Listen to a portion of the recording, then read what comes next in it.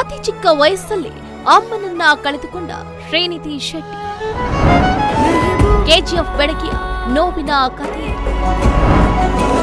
14ನೇ ವಯಸ್ಸಿನಲ್ಲಿ ತಾಯಿಯನ್ನ ಕಳೆದುಕೊಂಡ. ತಾಯಿಯ ನಿಧನದ ನಂತರ ಶ್ರೀನಿಧಿ ಶೆಟ್ಟಿ ಪಟ್ಟ ಕಷ್ಟಗಳೇನು? ಅಮ್ಮ ಇದ್ದಿದ್ರೆ ತುಂಬಾ ಖುಷಿ ಪಡ್ತಾ ಇದ್ರು ಶ್ರೀನಿಧಿ ಶೆಟ್ಟಿ.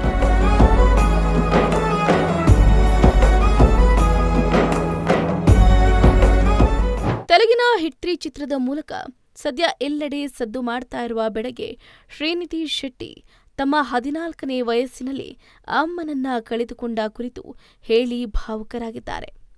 ಹೌದು, ನಟಿ ಶ್ರೀನಿಧಿ ಶೆಟ್ಟಿ ರಾಕಿಂಗ್ ಸ್ಟಾರ್ ಯಶ್ ನಟನೆಯ ಕೆಜಿಎಫ್ ಸಿನಿಮಾ ಮೂಲಕ ಪ್ಯಾನ್ ಇಂಡಿಯಾ ಲೆವೆಲ್ನಲ್ಲಿ ಗುರುತಿಸಿಕೊಂಡವರು.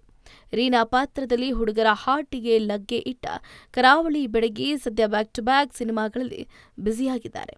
ಈತನ್ಮಧ್ಯೆ ತಮ್ಮ ತಾಯಿಯ ಬಗ್ಗೆ ಶ್ರೀನಿಧಿ ಶೆಟ್ಟಿ ಮಾತಾಡಿರುವಂಥದ್ದು. ಶ್ರೀನಿಧಿ ಶೆಟ್ಟಿ 2016ರ ಮಿಸ್ ಸೂಪ್ರಾ ನ್ಯಾಷನಲ್ ಕಿರೀಟ ಮುಡಿಗೇರಿಸಿಕೊಳ್ಳುವ ಮೂಲಕ ಮಾಡೆಲಿಂಗ್ ಜಗತ್ತಿಗೆ ಕಾಲಿಟ್ರು.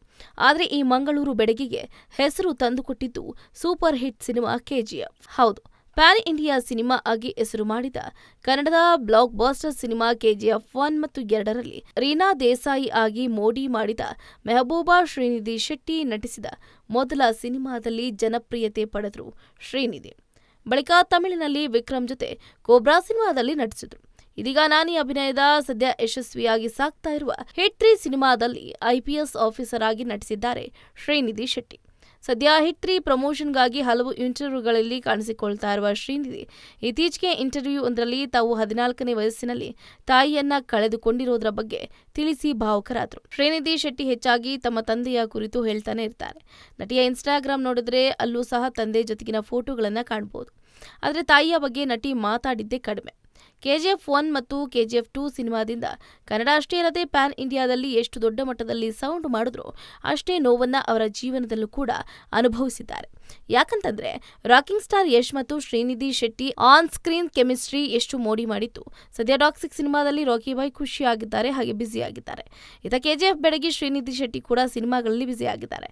ಲಾಂಗ್ ಗ್ಯಾಪ್ ಬಳಿಕ ಟಾಲಿವುಡ್ ಸ್ಟಾರ್ ನಟ ನಾನಿ ನಟನೆಯ ಹಿಟ್ 3 ಸಿನಿಮಾದಲ್ಲಿ ಶ್ರೀನಿಧಿ ಶೆಟ್ಟಿ ನಟಿಸಿದ್ದಾರೆ. ಈ ಸಿನಿಮಾ ಇತ್ತೀಚೆಗೆ ತೆರೆ ಕಂಡು ಸದ್ದು ಮಾಡಿತ್ತು. ಸಿನಿಮಾ ಪ್ರಚಾರಕ್ಕೆ ಅಂತ ಮಾಧ್ಯಮಗಳಿಗೆ ನೀಡಿದ ಸಂದರ್ಶನದಲ್ಲಿ ಶ್ರೀನಿಧಿ ಶೆಟ್ಟಿ ಹೀಗೆ ಹೇಳ್ಕೊಂಡಿದ್ದಾರೆ. ನನ್ನ 14ನೇ ವಯಸ್ಸಿನಲ್ಲಿ ಅಮ್ಮ ನಿಧನರಾದ್ರು. ದೈವ ಮತ್ತು ನಂಬಿಕೆಗಳ ಬಗ್ಗೆ ಮಾತನಾಡಿದ ನಟಿ ಶ್ರೀನಿಧಿ ಶೆಟ್ಟಿ, ನಾವು ಮಂಗಳೂರಿನವರು ಆಗಿರೋದ್ರಿಂದ ನಮ್ಮ ಮನೆಗಳಲ್ಲಿ ತುಂಬಾ ದೈವ ಇರುತ್ತೆ. ನನ್ನ ಮನೆಯಲ್ಲೇ 14ರಿಂದ 15 ದೈವಗಳಿದ್ದಾರೆ. ದೈವರಿದ್ದಾರೆ, ದೇವರುಗಳು ಇದ್ದಾರೆ, ಗ್ರಾಮ ದೇವರುಗಳಿದ್ದಾರೆ. ನಾನು ಬೆಳೆದಿರುವ ಮನೆಯಲ್ಲೇ ತುಂಬಾ ದೈವ ಭಕ್ತಿ ಇತ್ತು.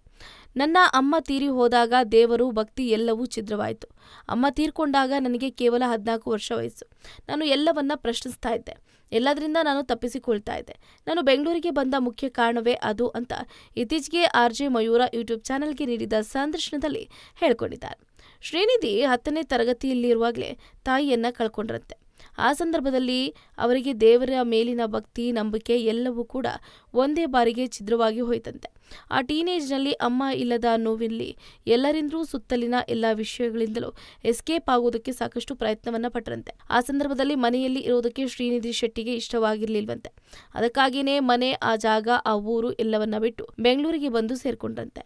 ಇಲ್ಲಿನ ಹೊಸ ಜನ, ಹೊಸ ಮುಖ, ಹೊಸ ಜಾಗದಲ್ಲಿ ಇದ್ಕೊಂಡು ಹಳೆಯದನ್ನ ಮರೆಯೋದಕ್ಕೆ ಪ್ರಯತ್ನಿಸಿದಂತೆ ಶ್ರೀನಿಧಿ ಶೆಟ್ಟಿ. ನಾನು ಆ ಕಾರಣಕ್ಕೇನೆ ಬೆಂಗಳೂರಿಗೆ ಬಂದೆ. ಬೆಂಗಳೂರಿಗೆ ಬಂದ ನಂತರ ಶ್ರೀನಿಧಿ ಜೀವನ ಬದಲಾಯಿತು. ಜೈನ್ ಕಾಲೇಜಿನಲ್ಲಿ ಎಲೆಕ್ಟ್ರಾನಿಕ್ಸ್ ಇಂಜಿನಿಯರ್ ಮಾಡಿದ ನಟಿ ನಂತರ ಮಾಡೆಲಿಂಗ್ ಜಗತ್ತಿಗೆ ಕಾಲಿಟ್ರು. ನನಗೆ ಹೊಸ ಜಾಗ ಬೇಕಿತ್ತು, ಹೊಸ ಜನ ಮತ್ತು ಹೊಸ ಮುಖಗಳನ್ನ ನೋಡಬೇಕಾಗಿತ್ತು. ನಾನು 10ನೇ ತರಗತಿಯಲ್ಲಿದ್ದಾಗ ಅಮ್ಮ ತೀರ್ಕೊಂಡ್ರು. ಅದು ನನ್ನ ಜೀವನದ ತುಂಬಾ ಡಿಸ್ಟರ್ಬಿಂಗ್ ಫೇಸ್. ಎಂಜಿನಿಯರಿಂಗ್ ಮಾಡುವುದಕ್ಕಾಗಿ ನಾನು ಬೆಂಗಳೂರಿಗೆ ಬಂದೆ. ನನ್ನ ಸಂಪೂರ್ಣ ನಂಬಿಕೆ ಕದಲಿ ಹೋಯಿತು. ನಾನು ದೊಡ್ಡವಳಾಗ್ತಾ ನನಗೆ ಬುದ್ಧಿ ಬಂದ ನಂತರ ನನಗೆ ಮತ್ತೆ ಆ ನಂಬಿಕೆ ಮತ್ತು ಸಪೋರ್ಟ್ ಬೇಕು ಅನಿಸೋದಕ್ಕೆ ಶುರುವಾಯಿತು. ದೈವ ಮತ್ತು ನಂಬಿಕೆಗಳ ಬಗ್ಗೆ ಶ್ರೀನಿಧಿ ಶೆಟ್ಟಿ ಹೀಗೆ ಹೇಳಿದ್ದಾರೆ. ನಂತರ ಸಿನಿಮಾ ನಾಯಕಿಯಾಗಿ ಮಿಂಚುತ್ತಾರೆ. ಇದೀಗ ನಟಿಯ ಕೈಯಲ್ಲಿ 2 ಸಿನಿಮಾಗಳಿವೆ. ತೆಲುಗಿನಲ್ಲಿ 1 ಸಿನಿಮಾ, ಹಾಗೆ ಕನ್ನಡದಲ್ಲಿ ಸುದೀಪ್ ಜೊತೆಗೂ ಸಿನಿಮಾ ಮಾಡ್ತಿದ್ದಾರೆ ಎನ್ನಲಾಗ್ತಾ ಇದೆ. 3 ವರ್ಷದ ಬಳಿಕ ತೆರೆ ಮೇಲೆ ಶ್ರೀನಿಧಿ ಶೆಟ್ಟಿ. ನನ್ನ ಸಿನಿಮಾ ಸ್ವಲ್ಪ ಸಮಯ ಆದಮೇಲೆ ಬರುತ್ತಿದೆ. ನನ್ನನ್ನು ನಾನು ತೆರೆ ಮೇಲೆ ನೋಡ್ಕೊಳ್ತಾ ಇರುವುದು 2-3 ವರ್ಷದ ನಂತರ. ನನಗೆ ಸಿಕ್ಕಾಪಟ್ಟೆ ಕುತೂಹಲ ಇದೆ. KGF 1 ಮತ್ತು KGF 2 ಸಿನಿಮಾ ಮೂಲಕ ನೀವು ಕೊಟ್ಟಿರುವಂತಹ ಪ್ರೀತಿ, ಅದರಲ್ಲೂ 2-3 ವರ್ಷ ಸಿನಿಮಾ ಮಾಡಿಲ್ಲ ಅಂದರೂ ಅಷ್ಟೇ ಪ್ರೀತಿ, ಸಪೋರ್ಟ್ ಯಾವಾಗಲೂ ಇತ್ತು. ಅದಕ್ಕೆ ನಾನು ಎಂದಿಗೂ ಕೂಡ ಆಭಾರಿಯಾಗಿರ್ತೀನಿ.